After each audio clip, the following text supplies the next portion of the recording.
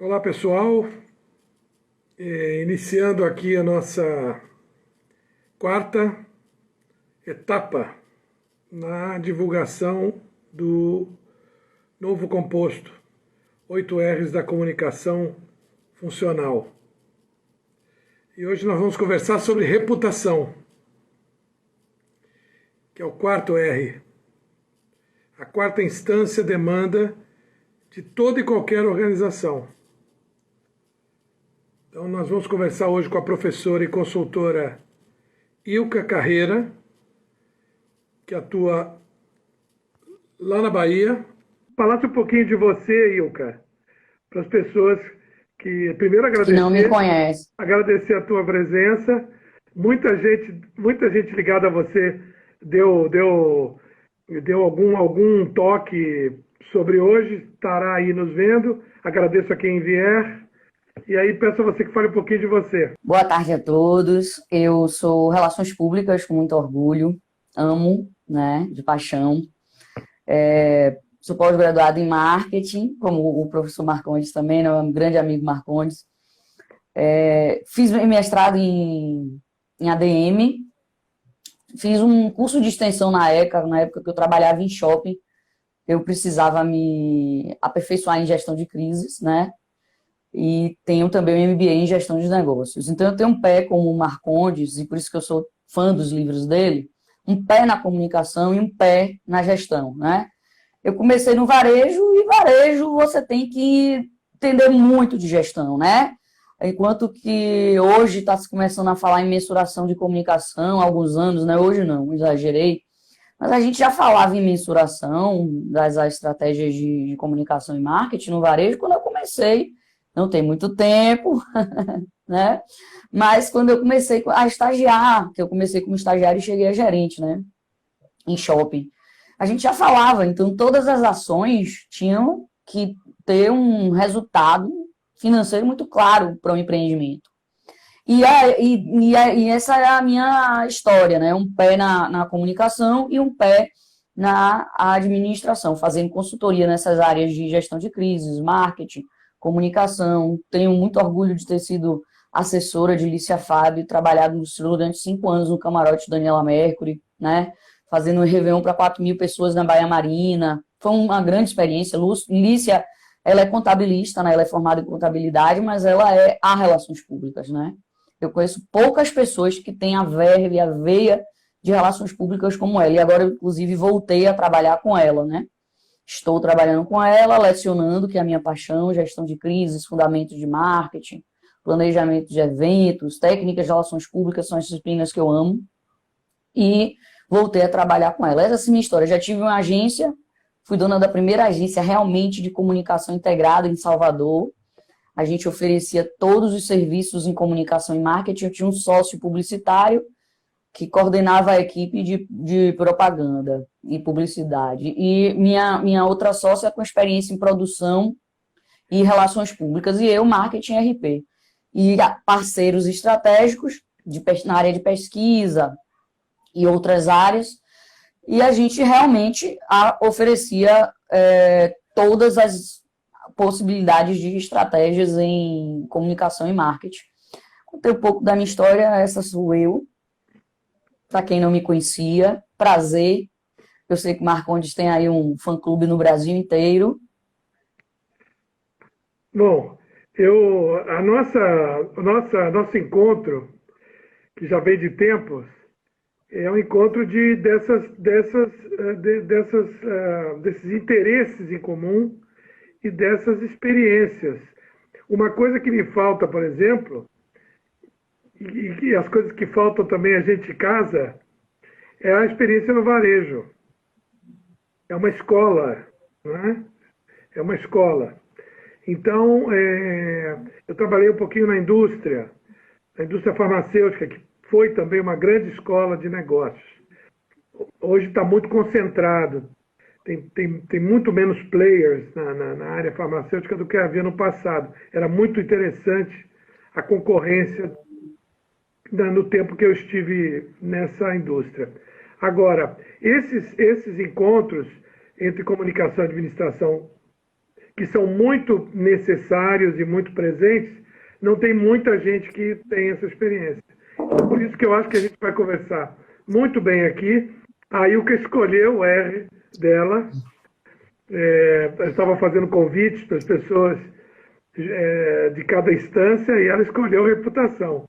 Não podia ser diferente, o RP, né? Reputação é o filé mignon da área de reputação. Sim, eu sou fã do Marcondes, viu, galera? Um beijo para meus alunos que eu estou vendo aí, que estão entrando, ex-alunos queridos, né? Que hoje são colegas, amigos e os alunos atuais. Um grande beijo, obrigada por estarem aqui com a gente. Eu sou um grande fã do professor Marcondes, né? Já li praticamente acho que todos os livros dele. E a gente se conheceu na época dos conselhos também, né? Que eu fui conselheira regional no Conselho de Relações Públicas. E eu escolhi o R de reputação porque é o meu R favorito. Já posso começar falando do livro? Por favor. Pronto. O livro é fantástico. Eu gostei bem mais dos 8 R's do que os 4, né?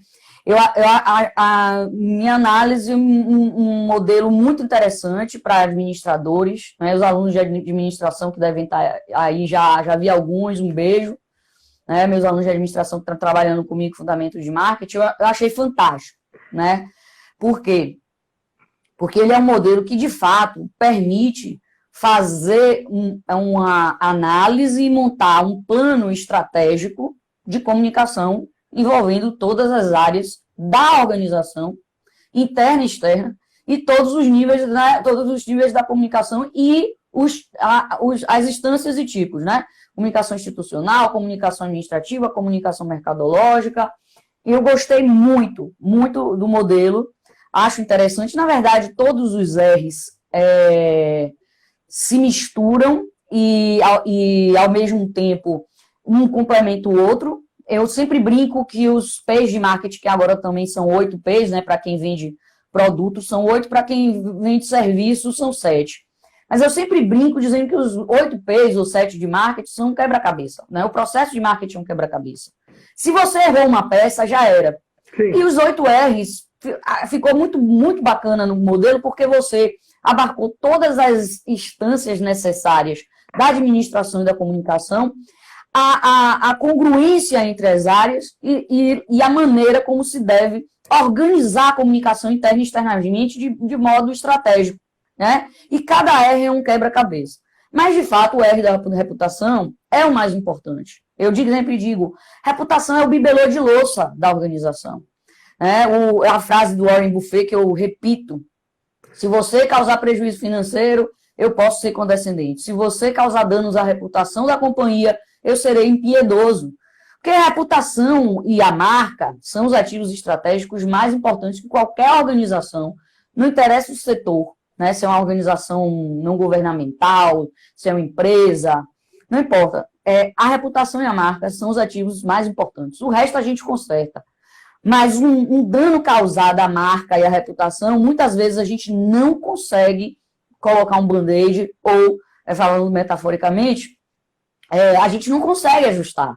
Então, é o meu R preferido, é o R que está ligado à gestão de crise, que daqui a pouco a gente vai falar. Quero falar um pouco das minhas percepções de reputação nas estratégias, nas táticas, mas acho que relacionamento. Se relacionar com os públicos estratégicos é fundamental para qualquer organização, para qualquer pessoa pública. Mas você tem que administrar, corrigir e manter esse relacionamento pensando sempre em quê? Em ter, claro, um excelente relacionamento e cuidando da sua reputação. Então, tudo vai na reputação. Deixa eu fazer uma provocação para você, que me passou agora ouvindo você. Tudo isso que a gente faz, né, como você é professora também, e tudo isso que a gente faz como professor, de simplificação, de um esquema, de um diagrama, é para ajudar é o didático pedagógico, porque nas empresas não é assim, né? Nas empresas não tem essas caixinhas, é tudo acontecendo ao mesmo tempo, né? E com pessoas as mais diversas junto com você. E você não tem controle sobre isso. Você vai lidar ali com pessoas das mais diversas origens, formações, experiências e tal. Então, assim como os 4Ps em que eu me inspirei, quando eu pensei nos 4Rs lá atrás, junto com uma porção de gente, os 8Rs também, eles são para ajudar a compreender. Eu gostei, você falou de análise, fazer análise, né? Ou diagnóstico. Mas você não acha estranho? A provocação é a seguinte: aparecem umas pessoas oferecendo soluções, a palavra é muito charmosa, soluções para reputação, para branding separado, como se viesse assim, numa caixinha, uma solução que não está integrada com o resto. Você não aparece umas figuras assim? Sim, sim. E sua provocação é excelente. Eu tenho um pé na academia e um pé no mercado. E eu entrei na academia justamente porque a Católica, em 2004, queria alguém em Salvador com experiência, de fato, em gestão de crises e que tivesse formação na área. Então, eu formado em RP, pós-graduado em marketing, concurso de extensão na ECA, lá, em gestão de crises, a Católica me convenceu. Eu não queria ir, ela, não, venha. E eu aceitei e acabei me apaixonando pela sala de aula. Mas nessa minha experiência em trabalhar em departamentos de grandes empresas, que eu já trabalhei no marketing de instituição de ensino superior, já fiz consultorias para clínicas, dentro da minha agência e fora da minha agência também, né, de comunicação integrada, a experiência que eu trago é que as grandes empresas, as organizações bem-sucedidas, elas utilizam, sim, modelos. Elas utilizam matrizes, elas fazem suas análises, os seus diagnósticos, e justamente as empresas que não fazem isso é que ficam para trás, é que não têm longevidade, é que não tem uma reputação tão interessante, né? E não sabem reagir à mudança. E é justamente isso. Não dá para separar. Não dá para separar o marketing dos outros departamentos. Olha, eu tive um diretor, eu vou falar, eu comecei a estagiar em 97, era a maior administradora de shoppings do Brasil. Eu comecei estagiária em 97, e um diretor me marcou muito, porque ele falou assim, o marketing ele é tão importante que ele tem que ser compartilhado por todos os departamentos. Né? Eu vou falar o nome dele porque é uma pessoa muito querida, o Edson Rezende, que hoje tem uma grande administradora de shoppings, administra um dos maiores shoppings aqui em Salvador, shoppings em Angola, foi um dos grandes chefes que eu tive a oportunidade de ter na vida, e eu tive muita sorte de ter grandes escolas. E nessas empresas bem-sucedidas que eu trabalhei, a visão era essa, de você ter modelo, de você cuidar da reputação, todo mundo tem que cuidar da reputação. A gente compartilhava o plano de marketing com todos os setores. A gente tinha um relatório de desempenho em conjunto de todas as áreas e trocávamos figurinhas, né? Eu lembro que nessa época já, os diretores de marketing viajavam junto com os gerentes para compartilhar as estratégias e ações mais bem-sucedidas em cada shopping em vários estados do Brasil, né? Então, assim, o que eu sempre digo é que muita gente faz isso, mas por isso que muita gente está falindo, muita gente não é bem-sucedido, porque as empresas que querem prosperar, elas cuidam do meio social e econômico no qual as leis estão inseridas. Elas fazem análises, elas fazem planejamento, elas fazem diagnósticos, elas montam seus planos estratégicos e ações e todo mundo cuida da reputação, todo mundo cuida da governança corporativa. Não é mais feudo, né? Todo mundo tem que cuidar de tudo. E compartilhar. Hoje, a criação de produtos não é feita mais sobre engenharia, engenharia, marketing, design, todo mundo junto. E o cliente. A nossa quer dizer, enfim, a Ilka, contando aí para todo mundo que está nos acompanhando, que eu agradeço sempre, ela está publicando conosco, conosco quem?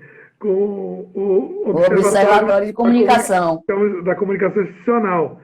Então, a visão ali, naquele ambiente do observatório, é uma visão de todo.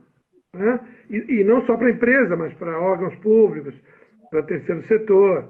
Então, essa visão que a nossa formação privilegia, a formação em ERP privilegia essa variedade de aspectos, e aí a Ilka já falou lá do desmembramento dos 8 R's em estratégias e táticas e empresas grandes, ela viu tudo isso. A luta hoje é para que os currículos cubram bem tudo isso na formação, né? E que, sobretudo, a organização veja o nosso papel como um papel central, não mais periférico. Isso está lá na última página do e-book, que é, na verdade, a contracapa do e-book, que é a gente ser aceito no board, como é o caso de quando a gente se formou, que a gente se formou com uma literatura muito ainda americana, que o RP está no primeiro escalão, o Public Affairs, né? Os negócios de interesse público, decisões sensíveis que não são do engenheiro, não são do advogado sozinho, não são do financeiro, elas têm aspectos humanos, da vizinhança, aspectos do emprego, coisas ligadas ao indivíduo e ao social, que nós temos total condição de ajudar nas decisões. Perfeito, perfeito. Nos Estados Unidos, a nossa atividade é muito mais valorizada, não só nos Estados Unidos, como em vários países da Europa, enfim, em países que têm a democracia, né, e o entendimento da importância da opinião pública. Então, esses países, a atividade de relações públicas ela é mais valorizada. Já melhoramos muito e a tendência é melhorar, porque quanto mais o nosso país amadurecer e continuar democrático, teremos que prestar contas à sociedade, prestar contas aos públicos estratégicos, e então a tendência é que relações públicas cresçam e se valorizem. Eu estava analisando, inclusive, e organizando a minha fala, né, da importância de reputação. Só democracia e livre iniciativa.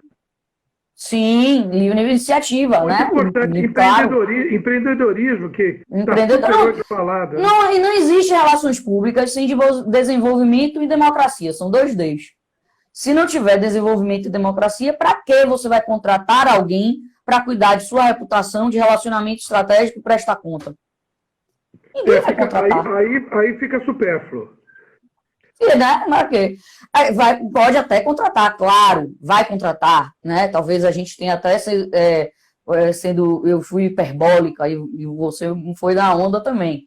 Vai contratar, mas vai contratar para quê? Para fazer um jornal, uma house organ, né?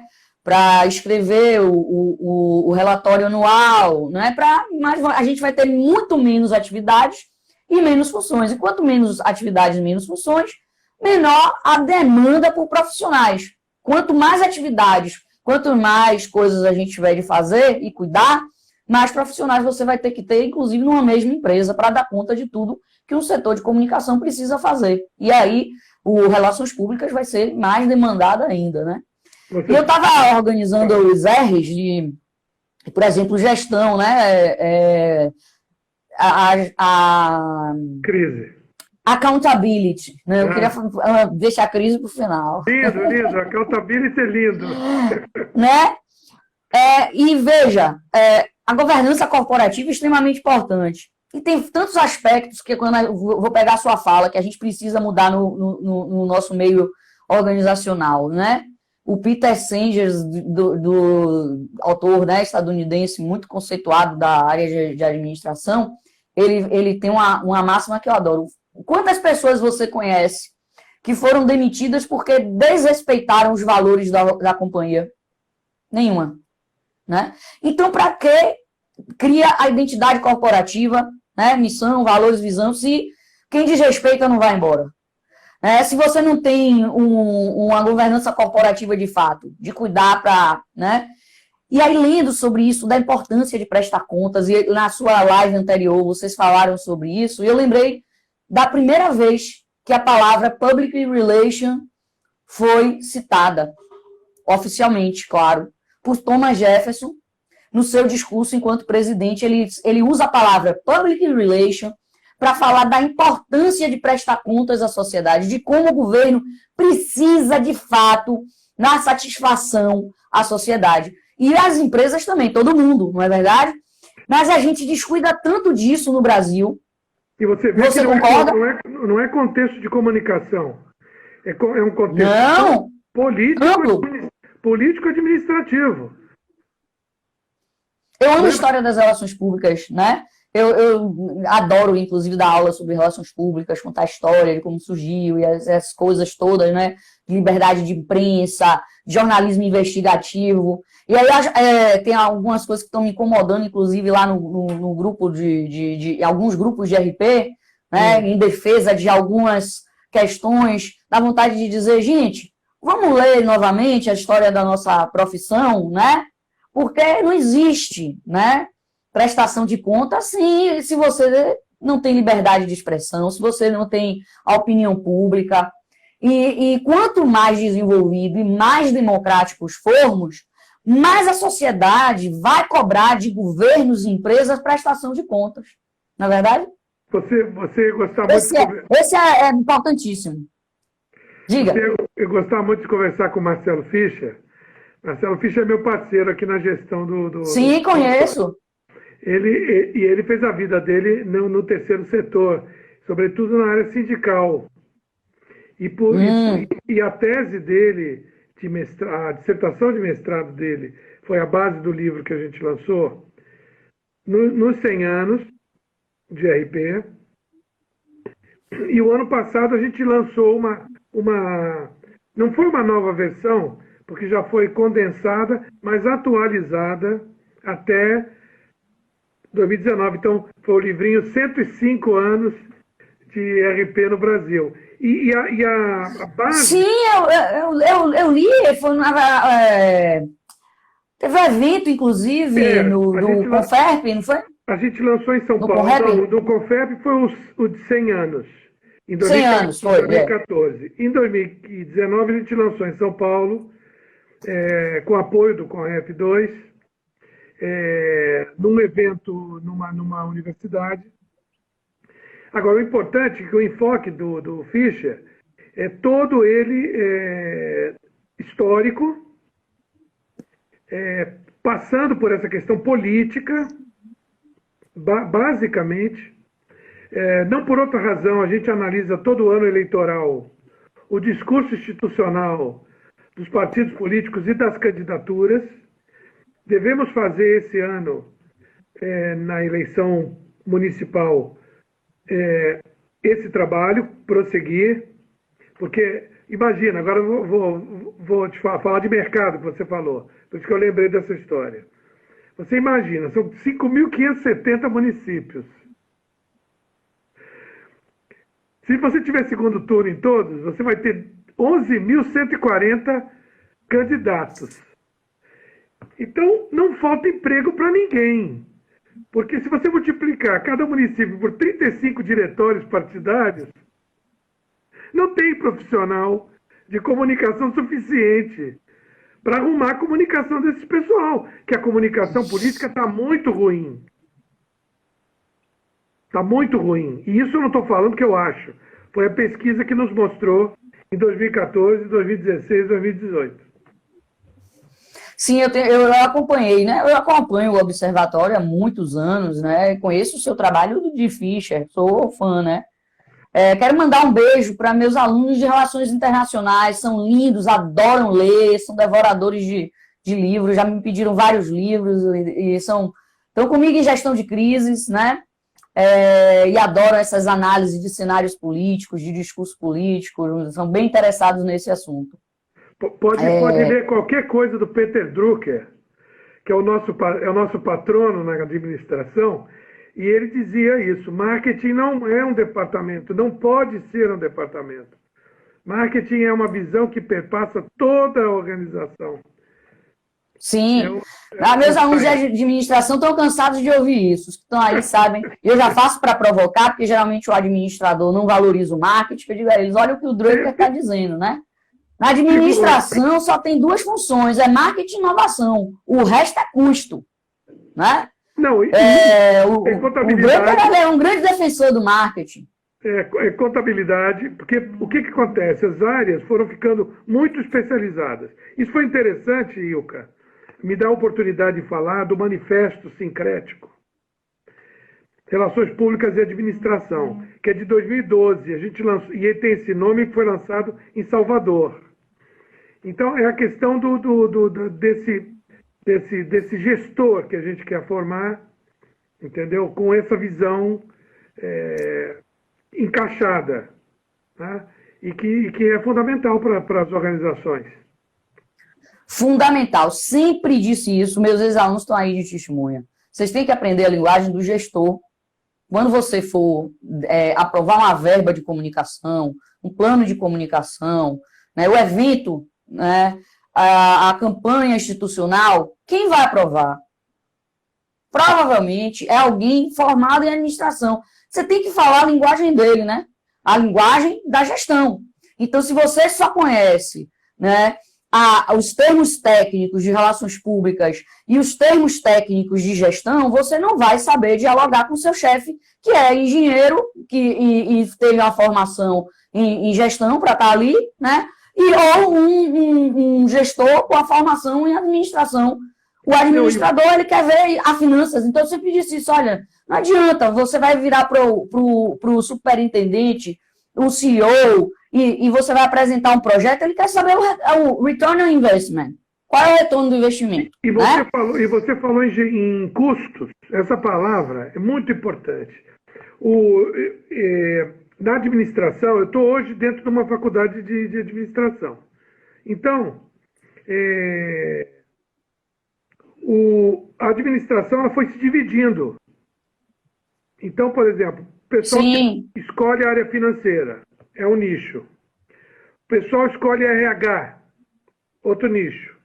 O pessoal escolhe tecnologia da informação, processamento da informação, não do lado do hardware, mas do lado das aplicações, dos aplicativos. O pessoal vai para processamento da informação. O pessoal vai para logística. Então, para o administrador, sobrou o quê? Eu fico provocando meus alunos com essa pergunta. O que sobrou para o administrador? Né? A tomada de decisão, que é um negócio supra-sumo. E a gente tem que estar apoiando esse cara. Estratégico. E agora todo mundo tem que ser gestor, né? Qual é o advogado de uma empresa, né, que você está atuando no jurídico, por exemplo, em homenagem à minha prima aí que entrou, é advogada, prestigiando. Qual é alguém que trabalha no jurídico de uma empresa hoje que não tem que ter um embasamento de gestão? Todo mundo tem que estudar gestão, né? Então, o contador, ele vai estudar gestão, porque ele vai ter que dialogar com o departamento de logística, com o departamento de RH, com o jurídico, e todo mundo vai ter que ter esse embasamento, fato, né? Então, gestão tem essa nuance genérica e, ao mesmo tempo, as especializações. Mas eu gosto muito da formação de administração genérica e depois dessas especializações. Eu aprovei muito quando o MEC sancionou, né, cortando aquelas especializações. Eu não gostava.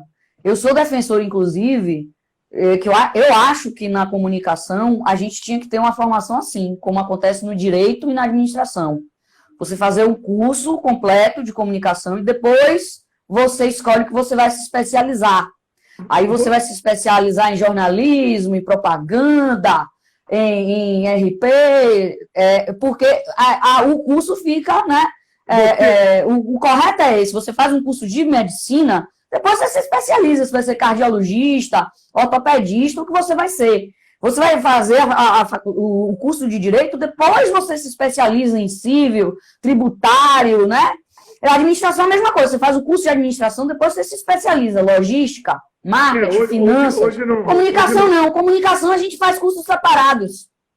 Hoje não fala mais administração de empresas, Hoje é administração. Que é mais correto também, Só. no lato senso da palavra. Você vai ver no livro Convergências entre Comunicação e Administração, um capítulo que foi dedicado a essa questão do curricular. Que nós passamos, eu e o grupo que estava no CONREP e que também discutiu as novas diretrizes curriculares, é o mesmo grupo de pessoas que estava lá no nascedouro dos 4Rs, nós estávamos discutindo as novas diretrizes. E então você vai encontrar ali duas grades, a grade antes e a grade depois, porque houve uma tentativa de mudança. Agora, lá na Gama Filho, que foi meu último trabalho numa universidade privada, nós tentamos resgatar a ideia do polivalente. O sujeito saía em 5 anos com as 3 habilitações, automaticamente. É claro que isso era uma articulação do currículo e das disciplinas que a gente podia fazer. Mas o que era vendido, digamos assim, ao mercado, eram as habilitações tradicionais. Propaganda, relações públicas, jornalismo. Né? Hoje, nós temos as diretrizes que, pelo contrário, separaram mais. Né? Hoje temos o curso de RP, o curso de jornalismo. Não temos mais aquela ideia de guarda-chuva. Quer dizer, a gente vai um pouco... É engraçado, não, é trágico. O MEC vai um pouco na contramão, um pouco não, muito, na contramão do mercado. O mercado que é o generalista, o mercado que é o cara que entenda os problemas da organização, e o MEC nos faz, em pleno século XXI, separar as caixinhas. E voltando para o modelo, né, dos 8Rs, o que é bacana é justamente essa integração, porque eu não consigo entender como você pode ter, qualquer que seja a organização, um planejamento para assessoria de imprensa que está indo para um lado, e a gente vê muito isso ainda, é inacreditável, mas a gente se defronta com isso, um planejamento de assessoria de imprensa separado de uma campanha publicitária. Eu não consigo entender, né? É óbvio que muitas organizações bem-sucedidas não fazem assim, e por isso obtém mais sucesso. Existe uma integração, o planejamento é completo, como o modelo dos 8Rs. Temos até uma observação aí do Léo Diego Sena, que eu agradeço.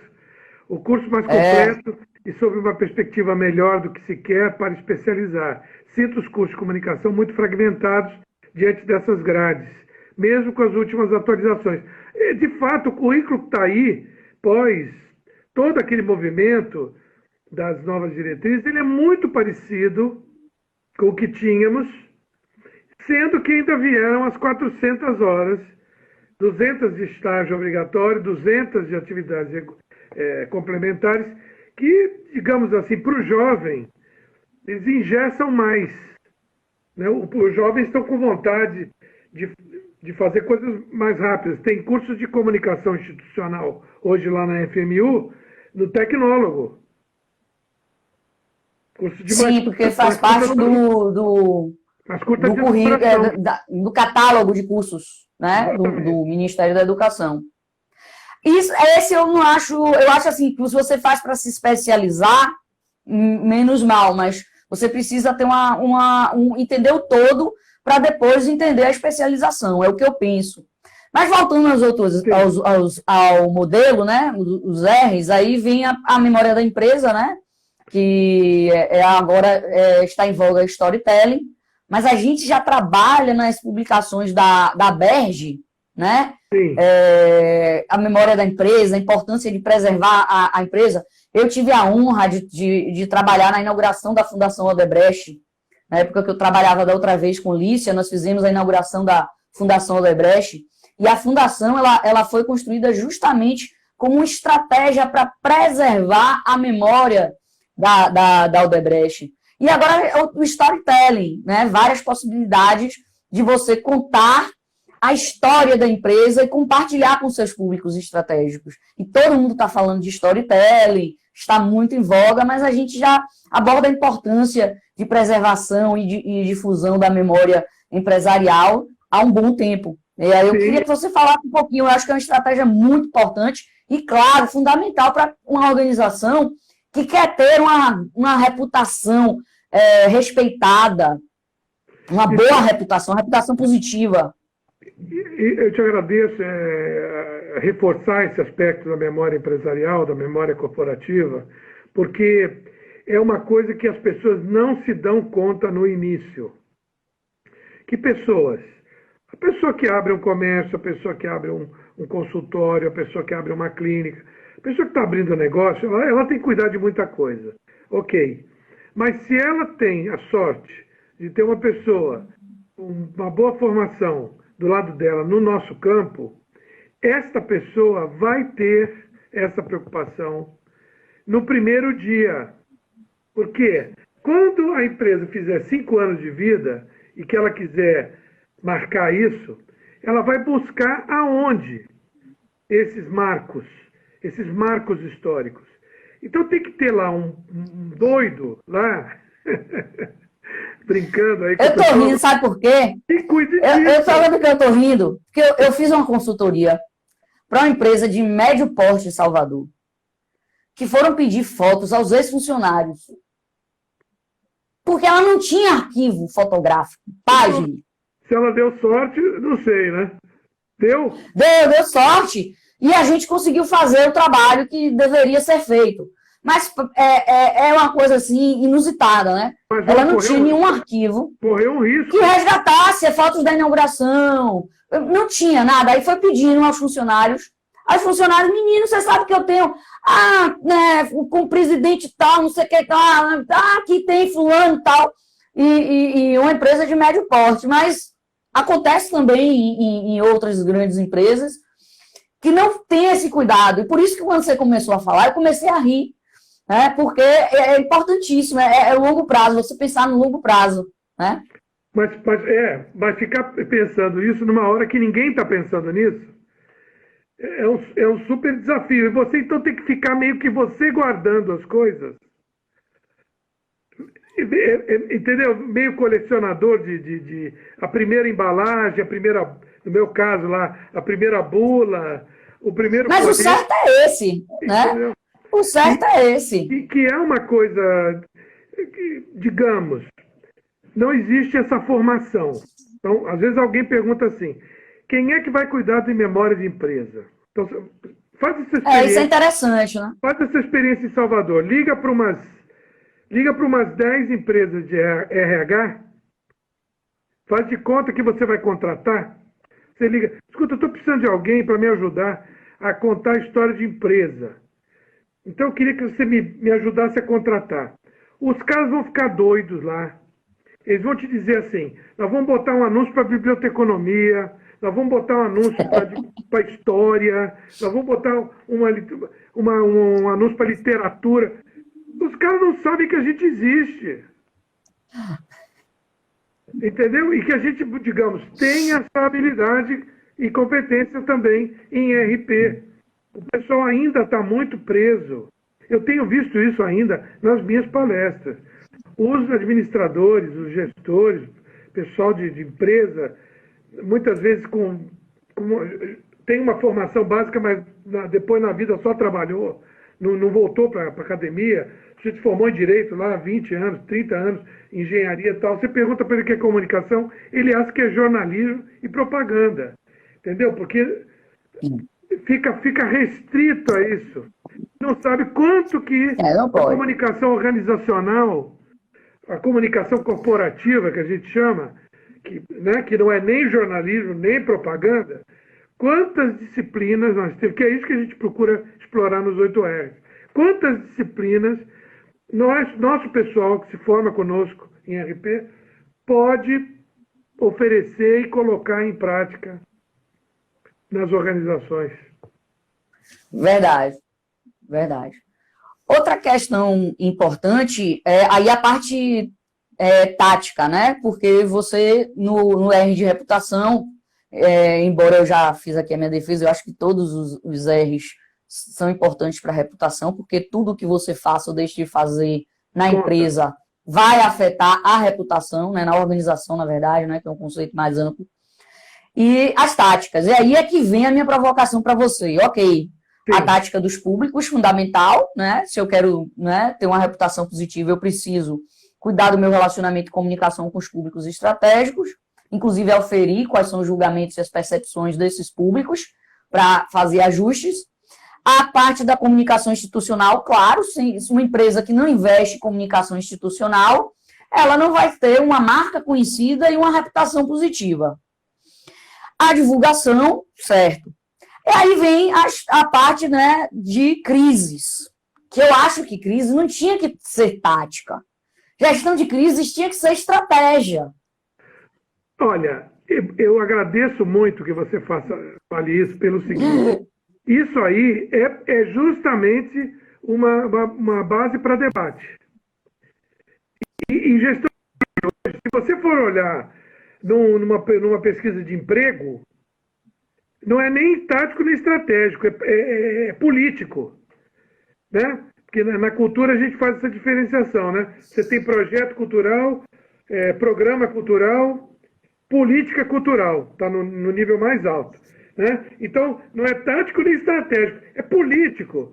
A gestão de crise é o que paga mais, é o que paga melhor. Então, você está certa. Eu acho que é uma contribuição, um debate, uma discussão fundamental. Eu fico feliz, não fico triste, não. Porque, olha só, eu vou te trazer uns dados. Tem uma pesquisa fantástica do ano passado, da PwC, na antiga Price, a Price mudou o nome, né? A Price Waterhouse, que agora é PwC, né? Corporation. Então, ela fez uma pesquisa com 2.084 entrevistados, muito robusta, em 43 países, né? E, dentre eles, o Brasil, onde 150 grandes executivos foram entrevistados. E essa pesquisa da PwC é muito interessante, ela traz dados relevantes e a pesquisa é muito robusta. Ela compara, inclusive, as crises que acontecem no Brasil com o mundo, os tipos de crise. E aí, resumo que a gente já sabe, não há uma valorização da filosofia de crises no Brasil, não há, né? E aí os dados que provam isso. A crise que mais acontece aqui é a crise financeira, né? Mas a crise financeira, lógico, tem um impacto de variáveis externas, mas ela, quando você fala em uma crise financeira em uma empresa, né, em liquidez, teve má gestão. Então, é uma crise causada por uma variável interna. Percebe? Por gestão. É claro que eu e você não podemos ajudar. Isso é muito interessante. Nós não podemos ajudar a empresa na crise financeira. Porque a gente atua na crise de imagem pública. Quer dizer, a crise financeira... Mas a gente vai ficar provocando... Mas aí pronto, mas veja, aí é que está. Quando você tem dentro da sua empresa alguém responsável por cuidar do bibelô de louça, que é a reputação, né? E o guardião da marca, né? que tem esse pensamento da crise, ele vai ficar o tempo inteiro, isso vai dar crise. Isso aí vai gerar uma crise, que vai ser uma crise de imagem. Você quer ver? Tem uma provocação que eu faço. O que é problema organizacional e problema de comunicação? A máquina que está ruim é um problema organizacional ou um problema de comunicação? É organizacional, é problema do setor de operações. E se a máquina quebrar, machucar um empregado? Exatamente. Todo problema é problema de comunicação. Potencial. Se vai gerar alguma crise, e essa crise vai gerar uma crise de imagem, é problema meu. Não, concordo com você. E ver assim, é o que precisa ser dito. Você vê, nem essa disciplina existe, hein? Você falou que devia ser estratégia no composto. Mas nos cursos que eu conheço aqui do Rio, São Paulo, não tem uma disciplina com esse nome. Gestão de crises. Você trata disso dentro de uma matéria ou não. Pode ser que nenhum professor trate disso. Aqui em Salvador a gente tem. Aqui em Salvador a gente tem. Mas isso é aqui muito em Salvador bom. A gente tem. Agora, Muito bom, é. não vou deixar de fazer Mas nos cursos de Relações Públicas de São Paulo também.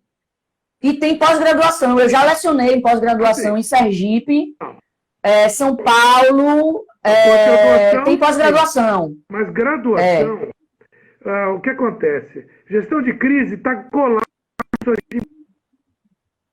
dentro. É que nem o tema ética e legislação. Devia ser duas disciplinas separadas. Legislação e ética. Não, os caras juntam numa só e ainda dão mal. É uma disciplina muito mal dada. Quando o ACI... Quando o ACI começou, a gente queria ajudar o professor de ética e legislação, com assuntos que fossem interessantes para ele abordar em sala de aula, com aquelas postagens curtas e provocativas, né? E eu não posso deixar de mencionar o índice de transparência ativa, que a gente está com ele pronto, desenvolvido. O que a gente diz para o administrador quando a gente vai apresentar a ferramenta? Que é uma análise dos riscos de crises de imagem pública. Quer dizer, você vai analisar a organização por todos os aspectos que podem... Mas essa é a filosofia. Exatamente. Essa é a filosofia de crise. Quando você tem... Porque assim, o que me assusta é o seguinte, crises do macroambiente, a gente só pode se preparar. A gente não evita. Sim. Mas as crises causadas por variáveis internas, a gente tem que evitar. Aí vamos lá. Hoje eu estava ali na reportagem, em todos os veículos de comunicação, do episódio lá do time de futebol, né? Do incêndio. Já sabiam do incêndio. A barragem de Brumadinho já sabiam que ia acontecer. Né? Se sabiam que ia acontecer, por que não tomaram nenhuma atitude? O escândalo no supermercado do funcionário que passou mal e não tinha um protocolo, eu prefiro crer que não tinha um protocolo, né? E não sabiam como agir, bateram cabeça e fizeram bobagem. Então, assim, essa falta de preparação faz com que as empresas errem, façam bobagem, não evitem as crises que poderiam ser evitadas, situações corriqueiras que facilmente você resolveria, como a história do supermercado, uma pessoa passou mal. Qual é o protocolo? Leva para onde? Faz o quê? Né? E você evitaria o escândalo, você evitaria a crise de imagem. E as crises que acontecem são, a maioria, a causa é essa. As variáveis internas. As maiores crises recentes de imagem pública não vieram de escândalos financeiros, elas vieram de vazamentos, de gravações. Sim, ética. Isso aparece no... Isso. De um vídeo que alguém fez, uma fotografia que alguém fez, uma fala. Então, e aí cai o preço em bolsa. Quer dizer, o que adianta economizar? Não cumprimento dos valores, accountability, governança corporativa, né? A ética, né? Assédio moral. Quer dizer, coisas que todos deveriam cuidar, deveriam entender, evitar, e na verdade, geram problemas sérios e crises grandes para a empresa. Um dado interessante do Observatório de Governança Corporativa, fez agora uma pesquisa recente, tem 2 meses, se eu não me engano, com os empresários brasileiros, as maiores empresas, e 90% disseram que não estavam preparados para enfrentar a pandemia. Por quê? Porque a gente não tem a valorização de crise, não é você chamar a consultoria ou chamar alguém especializado para resolver quando ela acontece. Ao contrário, você precisa chamar antes para analisar a organização, o seu ambiente interno, o seu ambiente externo, fazer um teste de vulnerabilidades, detectar, né? Eu postei lá no meu perfil, que você falou, o @crises ontem, mindset, e se faltar luz? E se o gerador não funcionar? E se pega fogo? E se passa mal? A programação mental voltada para crises, né? E isso que eu te falei, a coisa do guardião. Se fizer isso, vai dar crise. Se fizer isso, vai abalar a reputação, né? Essa pessoa que vai cuidar e preservar a reputação, e por isso que eu defendo que gestão de crises é estratégico, porque justamente evitar que as crises aconteçam, e é mais barato. É mais barato. O investimento que você faz para preparar a empresa, né, para detectar os problemas, é muito menor do que depois, quando você vai ter que pagar os prejuízos causados, investir em comunicação, né? Uma série de investimentos que você vai ter que fazer para consertar o seu erro. A negligência. Por que acontece a negligência? Porque a gente não tem essa cultura, né? Pronto, algo que eu fiquei pasmada, as empresas, grandes empresas, não tinham fundo de reserva. Que gestão financeira é essa, né? Que não tem um pensamento de, se tiver uma crise econômica mais duradoura, não sobrevive. Não tem um fundo de emergência. Qual é o condomínio que não tem um fundo de reserva, né, para uma crise? Pois é! Uma crise de que estourou a cisterna, quer dizer, coisas que... A caixa d'água, né? Exatamente. Agora, esse pensamento preventivo não está na cultura no Brasil. Então, é preciso tratar disso com calma, tentando convencer os nossos estudantes, porque, enfim, aliás, não só os estudantes, também os gestores, também os que contratam. Mas os gestores, os estudantes amam a disciplina, inclusive. É verdade. Eles gostam. A gente tem que convencer mesmo Aliás, é um trabalho que as faculdades deveriam fazer junto com os conselhos, né? Eu acho que os conselhos não têm... Eu hoje estou conselheiro federal, os conselhos não têm recursos. Eles precisam, para ampliar a sua voz, se juntar às instituições de ensino superior, entendeu? Para chegar ao mercado. Sim. Que contrata. Sim. Então, é uma coisa permanente e de difundir as nossas habilidades e competências, a nossa tentativa, falar de mim agora, a tentativa com esse conteúdo, que já veio nesse novo formato, mais leve, um e-book gratuito, de chamar a atenção para uma porção de coisas bacanas que para o jovem se motivar a escolher essa carreira que a gente tanto ama e aumentar a nossa comunidade. De fato. Eu acho um modelo muito interessante e os R's estão interligados, né? Então, resiliência, relacionamento, reputação, as estratégias também. Eu acredito que seja um modelo muito interessante, tanto para administradores como para comunicólogos, os profissionais de comunicação. A grande dificuldade, Ilka, né, na construção de qualquer tipo de modelo, qualquer tipo de construto teórico, é você conseguir abarcar, inclusive, o que vem novo. Por isso que os 4 R's depois tiveram um 5º, um 6º, um 7º, e a proposta do 8º, que é a reinvenção, era uma tentativa de fechar o ciclo. Mas é claro... Sim, ou abrir. Fechar ou abrir? Abrir. Porque reinvenção é para abrir, né? Porque aí começa de novo. Tudo de novo, não finda. Porque não é finito. Não para, né? Agora, você estava falando de estudar, a gente não pode parar de estudar nunca, né? A gente tem que estar sempre se reinventando. Eu tenho lido tanto sobre inteligência artificial, transformação digital, Big Data, né? Você falou uma coisa... Agora o viés. Você falou eu me lembrei, não no caso de reputação, mas no caso de marca. Eu tive a oportunidade de estar na Accenture como eles chamam Brand Champion. O Brand Champion, ele é um chato assalariado para pegar no pé de todo mundo com a coisa da aplicação da marca.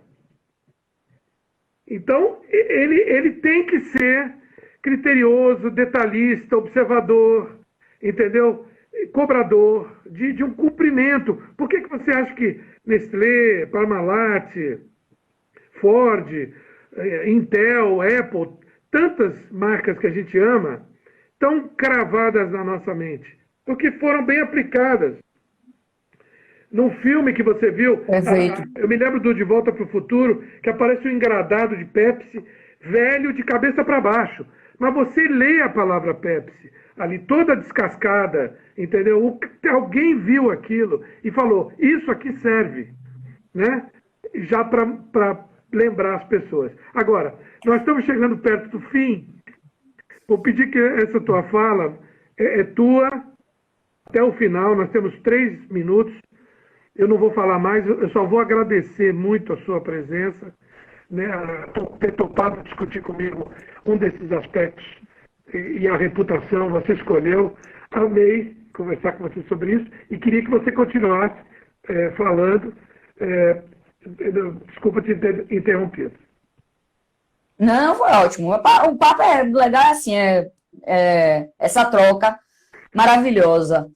Eu sempre digo, que mandar um beijo novamente para meus ex-alunos, que né, hoje são meus colegas e meus alunos, já estão cansados de ouvir, que as grandes empresas não investem em marketing porque são grandes. É o contrário. Elas se tornaram grandes porque investiram em marketing, investiram da maneira correta. Cuidando do branding, cuidando dos pays, cuidando de encantar o seu cliente, cuidando do relacionamento, investindo em comunicação, que é importante, muito importante, né? Investindo em propaganda, investindo em relações públicas. Esse é o segredo das grandes marcas. Elas aplicam modelos, elas trabalham com planejamento, né? Por exemplo, eu estava vendo outro dia um papo de um presidente de uma grande empresa e ele falando, não, a gente já estava testando home office. Ou seja, ele tirou de letra a pandemia, porque ele já estava há anos-luz, né? A gente teve que reavaliar o plano de crises que a gente tinha, que não havia nada parecido com a pandemia, mas aí a gente foi ver o plano e adaptar. Mas veja, ele já tinha um plano, ele já tinha uma base. E eu finalizo, gente, dizendo que, agradecendo, o livro é muito bacana, baixem, leiam, é um modelo interessante. Eu, nas minhas consultorias, sempre aplico modelos interessantes, modelos que sejam fáceis da gente convencer o cliente, mostrar o resultado. É um modelo que facilita o trabalho de gestão, marketing, comunicação, ADM. E eu finalizo defendendo o meu R, que é a reputação. Sartre dizia que todo mundo deve se perguntar, né, quando faz algo de errado, posso eu fazer isso e deixar como exemplo para a humanidade? E eu sempre digo que todo mundo na organização deve se perguntar, eu tenho o direito de fazer essa besteira, essa asneira e comprometer a reputação da organização? Então, a reputação é tudo, né? A reputação é o ativo estratégico mais importante de qualquer organização. Obrigada, Marcondes. Olha, muito, muito bom. Até Sartre. Eu não aguento. Tem que marcar outra conversa com você.